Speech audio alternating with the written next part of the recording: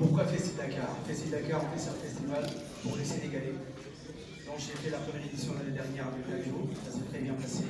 Donc je pense que chaque année on va pouvoir faire ce genre d'événements à Dakar. Chaque fin d'année, on a envie de ramener des artistes internationaux ici à Dakar et vraiment pour pouvoir pousser la culture sénégalaise. Parce qu'à chaque fois on ramène un artiste international, on ramène aussi des artistes locaux. Donc moi mon but en fait c'est vraiment promouvoir la culture. Donc je pense que c'est ça que c'est Dakar et si je vous donne aussi la possibilité. On n'aura pas une seule date, on va essayer de faire 2 ou 3 dates. C'est vrai que c'est pas évident à Dakar de faire des événements, c'est pour ça qu'on essaie de faire des. Voilà, on fait pas à pas. Voilà, l'idée c'est vraiment de faire le vendredi samedi, avec des artistes locaux le vendredi samedi, avec des artistes internationaux. Et je pense qu'on est sur la bonne voie. Voilà, j'ai un peu de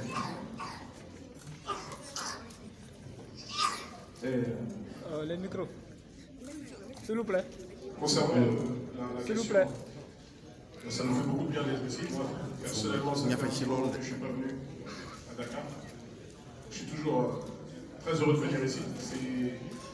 Ça me rappelle plein de choses. Moi, la première fois que je suis retourné en Afrique noire, bien que je sois allé au Congo, c'était ici à Dakar. Avec mon ami Barak Adama qui m'a accompagné pendant ce voyage. Donc on est venu ici à Dakar. Donc moi, ça me rappelle beaucoup de souvenirs. Et je suis très content de jouer demain avec mon frère. Abdul. Qu'est-ce qu'on prépare? Il faut venir demain. Il faut absolument être là demain parce que pour le coup, ça serait vraiment dommage de rater ce concert parce que c'est vraiment spécial. Même moi, quand on m'a annoncé ça, quand on m'a fait la proposition, j'ai trouvé que c'était vraiment ambitieux, que c'était un challenge. Et franchement, de ne pas y être demain, ce serait vraiment rater quelque chose d'énorme. Ça va être exceptionnel. Vraiment. Bonjour à tous, Maître Gibbs Dadjo, bienvenue au Sénégal. Calméré de Sénéweb, moi j'ai 2 questions. Dadjo, dans ton dernier album, Poison Antidote, tu as fait plusieurs featuring avec beaucoup d'artistes, africains notamment. Si tu devais choisir un artiste sénégalais pour un featuring, ce serait lequel et pourquoi? Et Maître Gibbs, tu as fait sortir un clip il y a 3 semaines, Le Prix à payer, où tu signes un contrat avec du sang. Quel message tu voulais faire passer à tes fans à travers ce clip? Merci. Je vais commencer. Déjà merci pour l'accueil.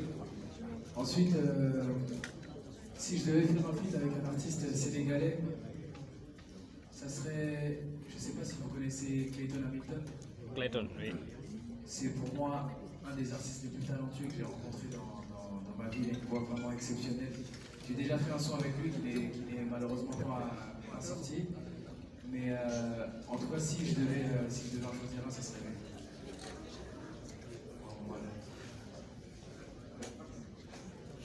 Concernant le clip Le Prix à payer, qui a fait énormément de bruit, qui a fait énormément de parler, il y a eu beaucoup de décryptage, etc.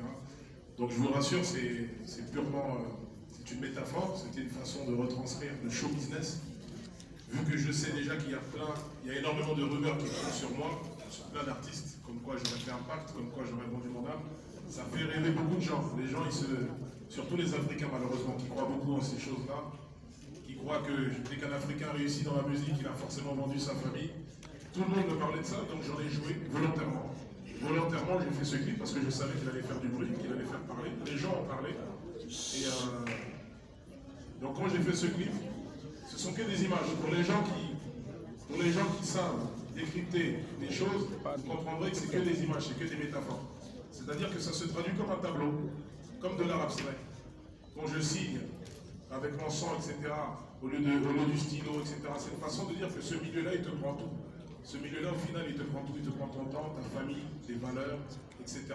Et c'est comme si on signait avec le diable, au final. Mais bien sûr que j'ai jamais ouvert mes veines ou signé. J'ai signé un papier, il y a des avocats, j'ai mis des paragraphes, j'ai signé, j'ai reçu un chèque, etc. Ça s'est passé comme ça dans la vraie vie. Mais j'étais obligé de jouer de ça, puisque ça fascine les gens finalement. Ça fascine les gens sont fascinés. Les gens croient en tout ce qu'on leur donne, tout ce qu'on leur vend. Et j'en ai joué et je trouve ça aussi dommage, parce que c'est une mentalité très africaine. Patrick Bruel ou Johnny Hallyday ou Mylène Farmer auraient fait ça, je ne pense pas qu'il y aurait les mêmes répercussions. Mais quand c'est un artiste noir qui fait ça, je ne comprends pas pourquoi on y croit complètement comme ça. Donc j'ai fait ça exprès pour montrer à quel point